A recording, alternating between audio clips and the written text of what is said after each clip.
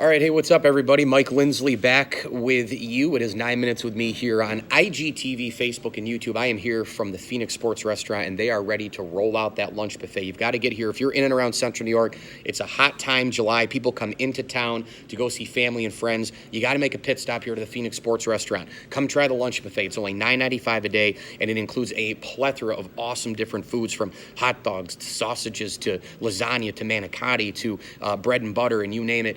They've got a lot of great stuff, a lot of sirloin burgers and things of that nature.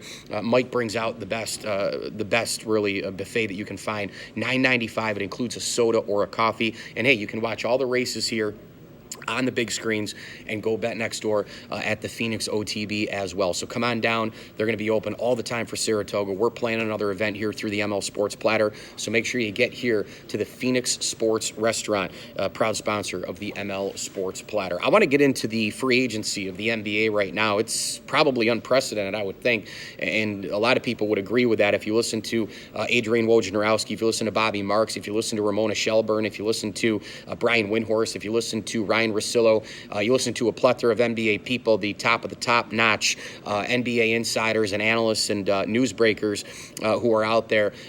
You'll hear them say that this was absolutely a whirlwind. They can't believe it. It felt like July 5th on July 1st because of everything that had gone down. It felt like July 5th on June 30th as well. And just to kind of hit on a couple of big ones for me, we got to start with the Brooklyn Nets. I mean, I think this is, I think it's way overblown, to be honest with you. I think people who are Knicks fans are pissed off because they wanted to get, Durant and Irving and make a play for two huge free agents. But the problem is Kevin Durant is out the entire year next year, most likely, with the Achilles injury. And I'm not a big Kyrie Irving fan. I'm sorry. I think he's one of the most dynamic, great point guard ball handlers that we've ever seen. But from a pure team aspect, just look at the difference between Kyrie Irving in Boston this year and Kawhi Leonard in Toronto. Just look at that difference right there. Kawhi Leonard comes in, instantaneously changes the whole fabric of the team. Now, I give credit to Pascal Siakam. I give credit to Marcus Gasol. I give credit to a bunch of other role players like Fred VanVleet and company, but the reality is without Kawhi Leonard, those guys don't even sniff the friggin' finals, and he was a big-time bonder. He was a big-time team guy. He could do everything on both sides of the floor. Kyrie Irving, when he decides not to play defense, that's it. Kyrie Irving, when he decides to be a prick in the locker room, that's it. Kyrie Irving, leadership, he's never really had it. You listen to people around the league. Bill Simmons gets pissed off about him. He's a Celtics guy, of course. He has really lacked the leadership role. So now you're telling me right now that a guy who comes from the Boston Celtics, who had it basically made the last couple of years with Brad Stevens, could have stuck around, could have been the point guard of the future in Boston. They go out and get maybe a couple of free agents. They turn into a big-time threat to reach the finals, maybe along with Milwaukee. And if Toronto, if Leonard goes back there, now all of a sudden Kyrie Irving leaves that spot. And then he goes to a Nets team where he's not even going to have Kevin Durant for a year. And oh, by the way, it was just a couple years ago that Kyrie Irving left Cleveland and LeBron James. Another very, very good situation for Kyrie Irving. I give Kyrie Irving credit in Game 7 against the Golden State Warriors. When they came back there, they were down 1-3. They come back. Kyrie Irving was fantastic. LeBron James obviously still was the biggest difference maker for Cleveland. But Kyrie has bickered and bitched playing with LeBron. I'm not saying LeBron is very, very easy to play for and play with, but he's the best player we've seen since Michael Jordan, And so when you look at LeBron James, this guy goes and he wins. He won in Miami. He's won in Cleveland. They were winning in L.A. before he went down. Now he's been able to do enough with the business entity and Rich Paul and all this in the offseason to go get Anthony Davis. And now if they get a third guy, if they get Kawhi Leonard, good Lord, that team could go right to the NBA Finals, especially what's going on with the injuries in Golden State. Klay Thompson will most likely go back and take a max deal, but Durant is now in Brooklyn for his future in New York City. I don't know as if this is as big a blow to the New York Knicks as people want to make it out to be, because Kevin Durant's not even going to be back next year, and we don't know how he's going to respond at a 32-year-old body and at that age and coming back from that injury.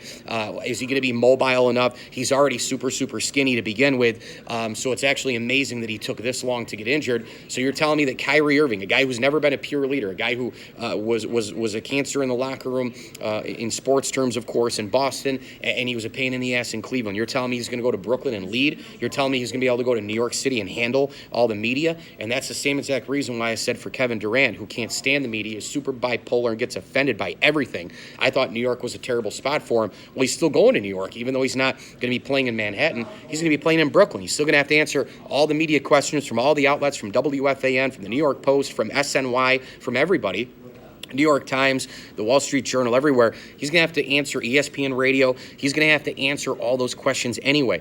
So I'm not sure this thing's going to work in Brooklyn. I know what they were trying to do, the splash and all the rest, but to me, I think people need to calm down as far as what the Brooklyn Nets have done in the offseason. The move that I really like is Boston replaced Kyrie Irving with Kemba Walker. I mean, I think this move is absolutely, positively terrific, and you're getting more of a team aspect with him. You're getting a guy who can score at will, just like Kyrie. You're getting a great ball handler. You're getting a guy who moves great off the ball, a guy who might even move, off the ball better than Kyrie Irving. When you move on here to Marcus Russell, you've got to be kidding me. I think we all knew, right? Warriors, best franchise, best GM, best head coach, best one of the best players in Steph Curry, second most impactful player in the history of the game in Steph Curry. You knew they were going to kind of crawl and kind of be hidden somewhere, and then whammo, and they get the sign and trade with DeMarcus Russell. You got to love that move for them as well. And as far as a lot of the other teams go, in free agency, I think right now it's just a waiting game. There's been a lot that's been out there. There's been a lot of guys who have signed other than the big names, but the one big name that we're waiting on is Kawhi Leonard. Remember, Anthony Davis gets traded to the LA Lakers.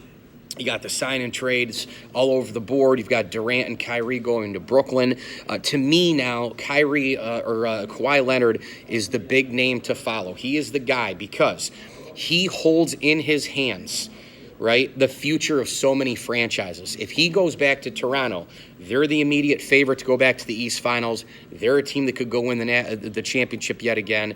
They're a team that could go right back to the NBA Finals 2 or 3 years of the next 4 or 5 if he were to sign, a 5-6-ish year type deal, at least a 4 or 5 year max deal.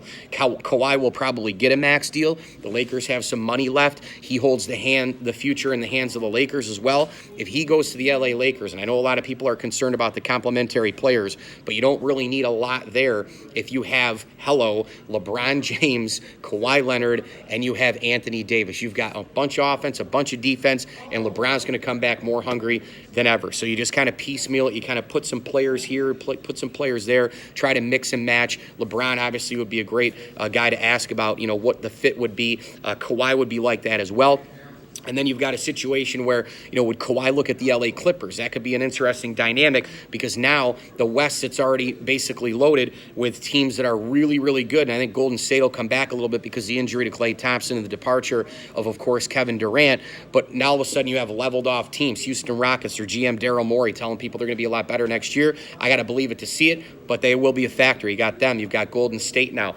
You have a bunch of other teams. Well, all of a sudden, and the Lakers, now the Clippers could be a factor with Kawhi Leonard as well. So this is going to be an unbelievable race to the finish in terms of free agency. I can't wait. It's been amazing so far. My prediction is that Kawhi Leonard signs a max deal with the LA Clippers. I'm Mike Lindsley. Thanks for watching 9 Minutes with me here from the Phoenix Sports Restaurant. Thanks to Mike Shelley and the gang for having me out. The lunch buffet, again, every day here, $9.95. You get the soda or the coffee with it. Don't forget to stop by for the Sunday brunch as well. That's 7 a.m. to 1 p.m. And Mike puts out the best stuff that you'll find for a breakfast buffet. Everything from the eggs to the pancakes to the French toast, the bacon and sausage, you name it. It is a brunch, coupling the breakfast with the lunch items. Terrific stuff here at the Phoenix Sports Restaurant. Come on down, check out the ponies on the TV, and then go over and bet for the Phoenix OTB stands. And oh, by the way, they'll be open for all the days for the Saratoga Race Course coming up, which is opening in just a couple weeks. Phoenix Sports Restaurant, go like them on Facebook and get here for food, drink, and a heck of a lot more. I'm Mike Lindsley. Thanks for watching 9 Minutes with me. As I always tell you, enjoy the games.